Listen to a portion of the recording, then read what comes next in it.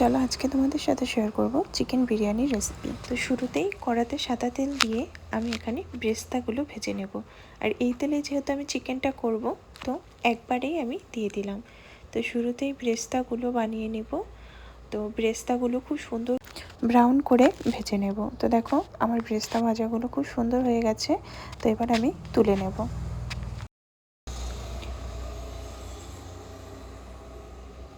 তো এবার আমি চিকেনগুলো ম্যারিনেট করে নেব। এখানে আমার 6 পিস মতো চিকেন আছে।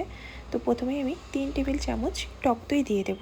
আর দিয়ে দেব আদা রসুন, আর এখানে আছে 3-4টে কাঁচা লঙ্কা পেস্ট। দিয়ে দেব নুন স্বাদ মতো।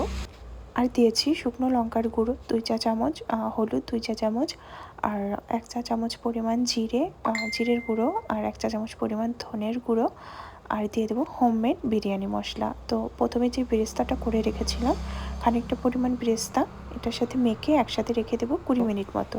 তো চলে এলাম 20 মিনিট পর। তো প্রথমেই কড়াতে সেই তেলটাই আমি একটু কম করে নিয়েছি, আমার কাছে একটু বেশি মনে হয়েছিল। তো ওর মধ্যে গোটা গরম মশলা দিয়ে আমি মাংসটা খুব সুন্দর করে কষিয়ে নেব। এখানে বেশি কষানোর প্রয়োজন নেই, আমি 10 মিনিট মতো কষিয়ে নেব। তো প্রথমে আমি ঢাকনা দিয়ে রেখে দিলাম, আর এদিকে আমি চালটা বসিয়ে দেব।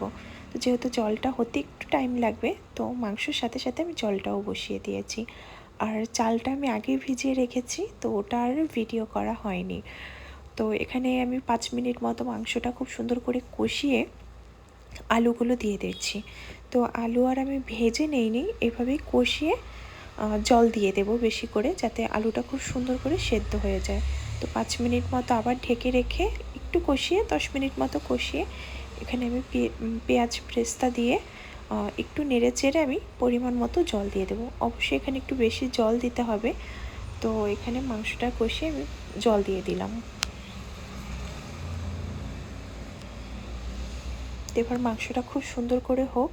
তো এতক্ষণে আমি আমার ভাতটাও ওদিকে হয়ে যাচ্ছে, আমি ভিডিওটা যেহেতু নিতে পারিনি। এদিকে আমার মাংসটাও রেডি হয়ে গেছে। তো এবার আমি মাংসগুলো আলাদা করে নেব। তো আমার মনে হচ্ছিল যে ওই আলুগুলো একটু সেদ্ধ হবে, তো আমি মাংসগুলো তুলে আলুগুলো একটু সেদ্ধর জন্য রেখে দেবো। 5 মিনিট মতো ঢাকা দিয়ে রেখে দেব, তারপরে আবার আলুগুলো তুলে নেব।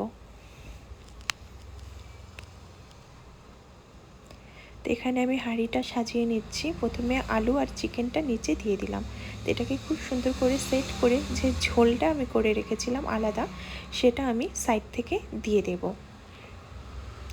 এখানে আমি 4-5 চামচ পরিমাণ দিয়েছিলাম, আরও খানিকটা ছিল, ওটা আমি রাইসটা যখন সাজাবো একটু একটু করে দিয়ে দেব।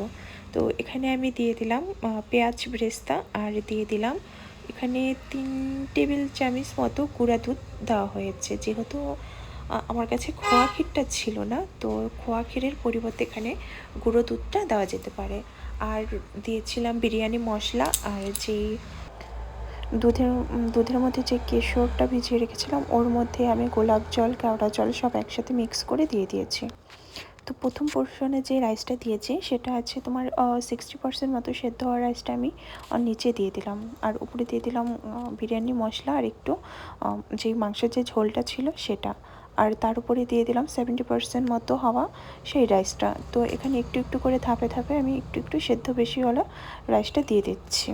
তো সব উপরে যেটা থাকবে, একদম উপরে যেটা থাকবে সেটা থাকবে 80% মতো সেদ্ধ হওয়া। তো উপর থেকে আমি ব্রেস্তা আর বিরিয়ানির মশলা আর যেই দুধ জলটা করে রেখেছিলাম সেটা দিয়ে দিলাম, কেশর ভেজানো দুধ যেটা।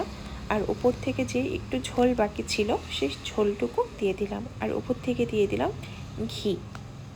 তো এটাকে আমি এখন দমে বসিয়ে দেব। তো প্রথমে আমি ফয়েল পেপার দিয়ে ওপরে ঢাকনা দিয়ে দিয়েছি, যেহেতু ফয়েল পেপার দিয়েছি তো আটা দিয়ে আর ওটা করিনি, আমি সাইড থেকে ক্লিপ দিয়ে আটকে দিয়েছি। কে কে আমার মতো এরকম করে অবশ্যই জানিও।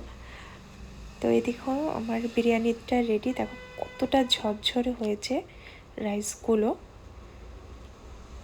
দেখেই বুঝতে পারছো কতটা ঝরঝরে হয়েছে। আর রাইসগুলো কিন্তু একদম পুরো পারফেক্ট আছে, একটু বেশি সেদ্ধ হয়নি।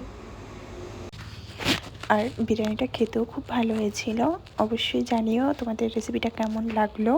ভালো লাগলে একটা লাইক কমেন্ট এবং শেয়ার করে দিও, আর পেজটা ফলো করে দিও, আর ইউটিউব থেকে দেখলে অবশ্যই সাবস্ক্রাইব করে দিও। ধন্যবাদ।